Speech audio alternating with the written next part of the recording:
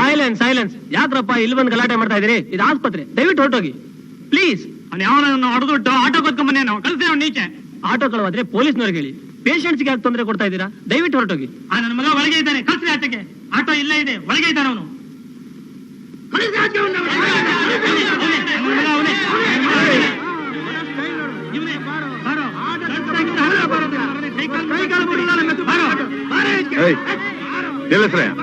ನೀವೆಲ್ಲ ಗಂಡಸರು ಯಾಕೆ ಕೂಗಾಡ್ತಾ ಇದ್ದೀರಾ? ನಾನೇನ್ ತಪ್ಪು ಮಾಡ್ದೆ ಅಂತ? ಅಲ್ಲ ಕಣಯ್ಯ, ಸ್ಟ್ರೈಕ್ ಅಂತ ಹೇಳಿದ್ರು, ಎರಡು ಮಾತು ಕೇಳಿದೆ. ಇವನು ಚೆನ್ನಾಗಿ ತಂತಿ ಗಾಡಿ ತಗೊಂಡ್ ಬಂದಿದ್ಯಲ್ಲ, ಇನ್ನೇನ್ ಬೆಂಗಳೂರಿಗೆ ರೌಡಿ ಅಂತ ತಗೊಂಡ್ಬಿಟ್ಟಿದ್ದೀನಯ್ಯ.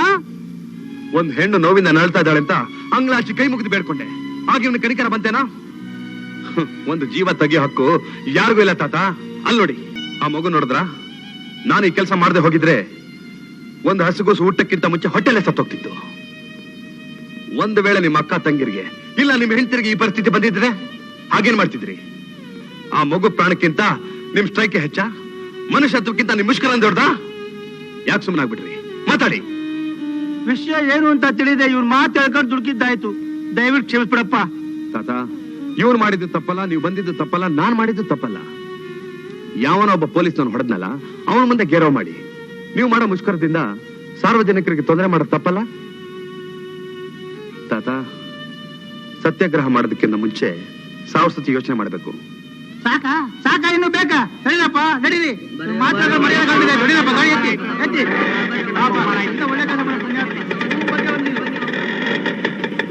ಸಿಸ್ಟರ್, ಮಗುನು ಬಾಣಂತಿನ ಸ್ವಲ್ಪ ಹುಷಾರ ನೋಡ್ಕೊಳ್ಳಿ. ಅವ್ರ ಯಜಮಾನರನ್ನು ಕಳಿಸ್ಕೊಡ್ತೀನಿ.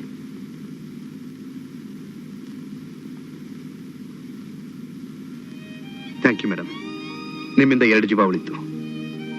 Bharat, I am sorry. ನಾನ್ ನಿಮ್ಮನ್ನ ತಪ್ಪಾಗಿ ತಿಳ್ಕೊಂಡಿದ್ದೆ.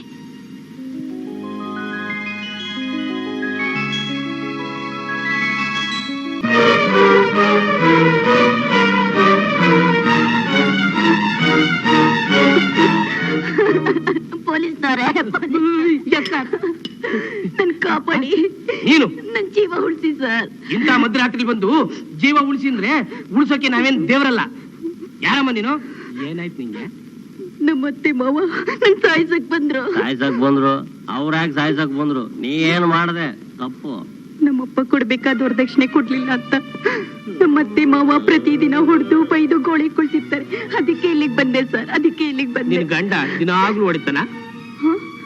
ಒಂದ್ ಕಡೆ ತಂದೆ ತಾಯಿ, ಇನ್ನೊಂದ್ ಕಡೆ ಕೈ ಹಿಡ್ದೆ ಹೆಂಡ್ತಿ. ಕುಡ್ದು ಬಂದು ಕಂಡ್ರು ಕಾಲ್ದವರಾಗಿದ್ ಬಿಡ್ತಾರೆ. ನಿನ್ ಗಂಡ ಶುದ್ಧ ಅರಸಿಕ, ಅಪ್ರಯೋಜಕ. ನೀನ್ ನೋಡಿದ್ರೆ ನನಗೆ ಅಯ್ಯೋ ಅನ್ಸುತ್ತೆ. ನನಗೂ ಅನ್ಸುತ್ತೆ. ನನಗೆ ಏನು, ನಮ್ ಡಿಪಾರ್ಟ್ಮೆಂಟ್ಗೆ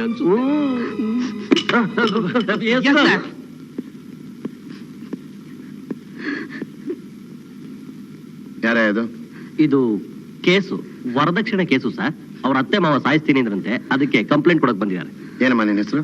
ಅನ್ಸೂಯ. ಬೆಳಗ್ಗೆ ನಿಮ್ಮ ಅತ್ತೆ ಮಾವದನ್ನ ಕರೆಸಿ ಬುದ್ಧಿ ಹೇಳ್ತೀನಿ. ಇಷ್ಟೊತ್ತಿನಲ್ಲಿ ಮನೆಗೆ ಹೋಗೋದು ಬಹಳ ಅಪಾಯ. ಪಕ್ಕದಲ್ಲೇ ಗೆಸ್ಟ್ ಹೌಸ್ ಇದೆ, ಇವತ್ತು ರಾತ್ರಿ ಅಲ್ಲೇ ಮಲಗಿದ್ದು ಹೋಗು. ಕರ್ಕೊಂಡೋಗ್ರೆ? Yes sir. ಯಾಕಮ್ಮ ಯೋಚನೆ? ಹೋಗಮ್ಮ.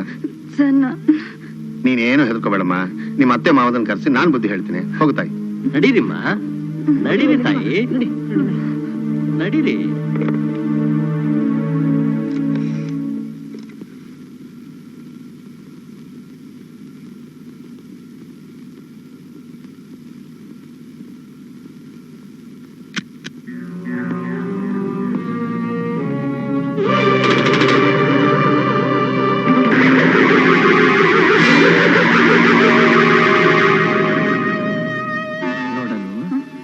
ಇಲ್ಲಿ ಆಗ್ಬೇಕಾದ ಕೆಲಸ ಆಗದೆ ಇದ್ರೆ ನಮ್ ಕಾನೂನಿನ ಪ್ರಕಾರ ನಮ್ ಮನಸ್ಸಿಗೆ ದೇಹಕ್ಕೆ ದ್ರೋಹ ಮಾಡ್ದಾಗುತ್ತೆ. ಹಾಗಾಗ್ಬಾರ್ದಲ್ವಾ? ಏನ್ ಸರ್ ಇದು? ಯಾಕೆ ಈ ತರ ಮಾತಾಡ್ತಿದ್ದೀರಾ? ನಾವು ಆಗಾಗ್ಗೆ ಇಂಥ ಮಾತಾಡದೆ ಇದ್ರೆ ನಮಗೆ ನೆಮ್ಮದಿಯಾಗಿ ನಿದ್ರೆ ಬರಲ್ಲ. ನಿನ್ನ ಮೈನ ಪನ್ನೀರ್ನಲ್ಲಿ ತೊಳೆದು ಪನ್ನೇಳೆ ಹಣ್ಣಂತರ ಪರ್ಮನೆಂಟ್ ಆಗಿ ಪಕ್ಕದಲ್ಲೇ ಇಟ್ಕೋತೀವಿ.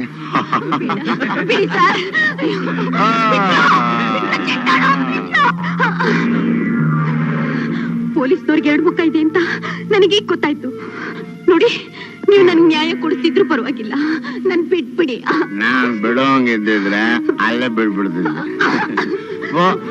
ಪೊಲೀಸ್ನವನಾಗಿ ಸರಿಯಾಗಿ ವಿಚಾರಣೆ ಮಾಡ್ಕೊಳ್ಳಿದ್ರೆ ಡ್ಯೂಟಿನ ಸರಿಯಾಗಿ ಮಾಡೋದಾಗಲ್ಲ. ನನಗೆ ಇಬ್ರು ಸ್ನೇಹಿತರಿದ್ದಾರೆ, ಇಬ್ರು. ನಾನು ಅವ್ರಿಗೆ ದ್ರೋಹ ಮಾಡ್ದಂಗೆ ಆಗೈತೆ. ನಾವೇಗಪ್ಪ ಅಂದ್ರೆ ಜೀವ 1, ದೇಹ 3. ಅಲ್ಲೂ ಅನ್ಸೂಯ, ಸಾಕ್ಷಾತ್ ಅನಸೂಯ ದೇವಿನಿ ತ್ರಿಮೂರ್ತಿಗಳ ಮುಂದೆ ಬಟ್ಟೆ ಬಿಚ್ಚಿ ಬೆತ್ತಲೆ ನಿಂತ್ಕೊಳ್ಳಿಲ್ವಾ? ಹಾಗೆ ನಮ್ಮನ್ನೆಲ್ಲ ಮಕ್ಕಳು ಅಂತ ತಿಳ್ಕೊ. ಇದನ್ನು ಬಿಚ್ಚು.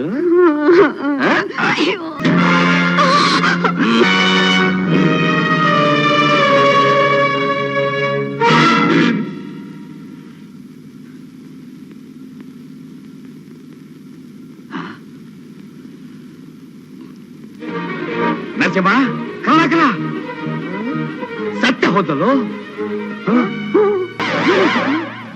ಪಾಪ ಅನುಭವ ಸಾಲದು ಅಂತ ಕಾಣುತ್ತೆ. ಈಗೇನ್ರಯ್ಯ ಮಾಡೋದು? ಒಂದ್ ತಪ್ಪು ಮಾಡಿದೀವಿ, ಅದನ್ನ ಮುಚ್ಚಕ್ಕೆ ಇನ್ನೊಂದ್ ತಪ್ಪು ಮಾಡೋದು. ಶರ್ಟ್ ಅಲ್ಲಿ ಇಟ್ಬಿಟ್ಟೆ. ಅವನು 319. ಅನ್ಕೊಂಡೆ ನೀವು ಕರಿತೀರಿ ಅಂತ. ಹೋಗೆ ಕರೆದ್ರಿ ನೋಡಿ, ಏನಾರು ಉಳಿಸಿದಿರ? ನಿನ್ನೆಲ್ಲ ಕಣೋ ಇಡಿಯಟ್. 319 3 reporting sir. 319. ಅವಳು ಸೈನ್ ಮಾಡಿರೋ ಪೇಪರ್ ನಲ್ಲಿ ನನ್ನ ಗಂಡ ಕುಡುಕ ಕಡಕ ಇವತ್ತು ಕುಡಿದ್ಬಿಟ್ಟು ಬಂದು ಸಾಯಿಸ್ತೀನಿ ಅಂದ. ಇದಕ್ಕೆ ಕಾರಣ ನನ್ನ ತಂದೆ ಕೊಡಬೇಕಾದ ವರದಕ್ಷಿಣೆ ಅಂತ ಬರೆದು ಸರಿಯಾಗಿ ವ್ಯವಸ್ಥೆ ಮಾಡು. Yes sir. ಅಯ್ಯೋ, ಹಾಗೆ ಇವ್ ಗಂಡನ್ನು ಇಲ್ಲಿಗೆ ಪೊಲೀಸ್ ಸ್ಟೇಷನ್ ಯಾಕೆ ಬಂದ್ಬಿಡು ಅಂತ ಹೇಳ್ಬಿಡು. ಹಾಗೆ ಸರ್.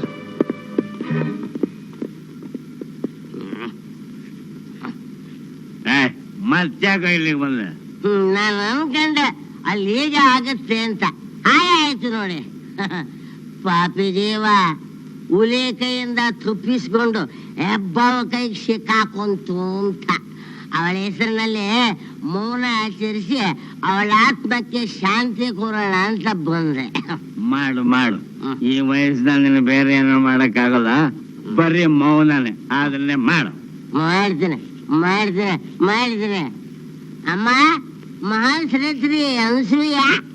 ಇವರ ಆನರ್, ಈ ಅಪರಾಧಿ ರಾಮು ಕೇವಲ ಹಣದ ಆಸೆಗೋಸ್ಕರ ಕಟ್ಕೊಂಡ ಹೆಂಡತಿಗೆ ಹೊಡೆದು ಬಡ್ದು ಕಿರುಕುಳ ಕೊಡ್ತಾ ಇದ್ದ. ಅದನ್ನು ತಾಳಲಾರದೆ ಆಕೆ ಇನ್ಸ್ಪೆಕ್ಟರ್ ನರಸಿಂಹ ಹತ್ರ ದೂರು ಕೊಡೋಣ ಅಂತ ಹೋದಾಗ ಪಾಪ ಆ ಅಮಾಯಕ ಹೆಂಗಸು ಪ್ರಾಣ ಬಿಟ್ಲು. ಈ ಸಾವಿಗೆ ಈ ಅಪರಾಧಿ ರಾಮು ಕೊಡ್ತಾ ಇದ್ದ ಚಿತ್ರಹಿಂಸೆನೇ ಕಾರಣ ಅಂತ ಡಾಕ್ಟರ್ ಕೂಡ ಸರ್ಟಿಫೈ ಮಾಡಿದ್ದಾರೆ. ಇವರ ಆನರ್, ಪ್ರತಿದಿನ ಪತ್ರಿಕೆಗಳಲ್ಲಿ ಕೋರ್ಟ್ಗಳಲ್ಲಿ ಇಂಥ ಪ್ರಸಂಗಗಳು ಹೆಚ್ಚು ಕಾಣ ಬರ್ತಾ ಇವೆ.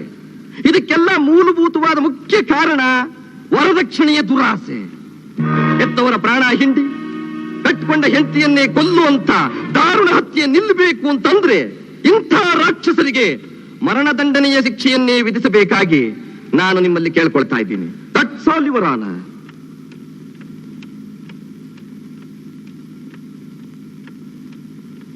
ವರದಕ್ಷಿಣೆ ಹಣಕ್ಕೋಸ್ಕರ ಹೆಂಡತಿಯನ್ನು ಅಮಾನುಷವಾಗಿ ಕೊಲೆಗೈದ ಅಪರಾಧಕ್ಕಾಗಿ ಅಪರಾಧಿ ರಾಮುವಿಗೆ ಐಪಿಸಿ ಸೆಕ್ಷನ್ 302 ಪ್ರಕಾರ ಜೀವಾವಧಿ ಶಿಕ್ಷೆ ವಿಧಿಸಲಾಗಿದೆ. ಇದು ಅನ್ಯಾಯ ಇವರ ಆನರ್, ಇದು ಅನ್ಯಾಯ. ನನ್ನ ಹೆಂಡತಿ ನಾನು ಕೊಲೆ ಮಾಡಿಲ್ಲ, ನಾನ್ ನಿರಪರಾಧಿ, ನಾನ್ ನಿರ್ದೋಷಿ. ಈ ಚಂಡಾಲರ ಮಾತು ಕೇಳ್ಕೊಂಡು ಅನ್ಯಾಯ ಶಿಕ್ಷೆ ವಿಧಿಸ್ತಾ ಇದ್ದೀರಾ.